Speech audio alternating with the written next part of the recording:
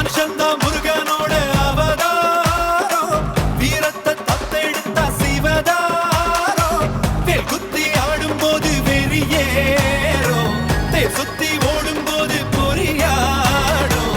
ஏறுமலை ஏறு எங்கண்ணனை பாரு, ஆறு முகம் யாரு நம்ம நண்பன் தானே கூறு.